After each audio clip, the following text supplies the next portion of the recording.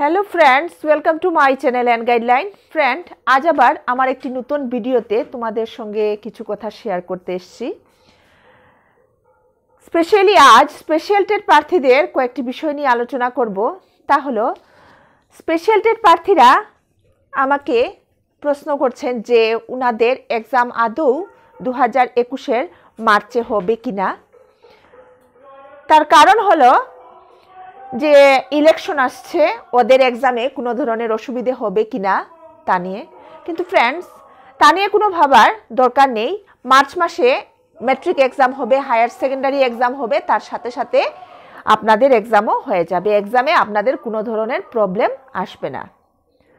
তা নিঃসন্দেহে আপনারা এখন পড়াশোনা চালিয়ে যাও। তারপর বলছি যে ইউনিক আইডি যারা কালেকশন করেছেন উনারাও নিশ্চিন্ত থাকেন, আপনাদের এক্সামে বসতে কোনো ধরনের অসুবিধে হবে না। কারণ আপনারা যখন ইউনিক আইডি কালেকশন করেছেন তখন আপনাদের ডকুমেন্টসগুলো ভেরিফিকেশন করেই আপনাদেরকে ইউনিক আইডি দেওয়া হয়েছে।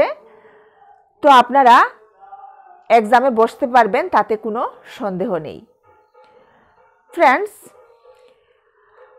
আরও বলছি যে স্পেশাল টেট এক্সাম কিন্তু সবাই দিতে পারবে না। শুধু সর্বশিক্ষার অধীনে যারা কাজ করেছে বা বর্তমানে কাজ করছেন তারা এক্সামে বসতে পারবে। এ ধরনের প্রশ্ন আমাকে অনেকেই করেছে যে স্পেশাল টেট এক্সাম কি সবাই দিতে পারবে জেনারেল টেটের মতো? তা কিন্তু না। তার জন্যই এটা স্পেশাল টেট হয়েছে। শুধু সর্বশিক্ষার অধীনেই যারা আছেন ওনারা স্পেশাল টেট এক্সাম দিতে পারবেন। তো ফ্রেন্ডস, আজ এই কথাগুলো বলার জন্য ভিডিওটি করেছি। আজ এতটুকুই।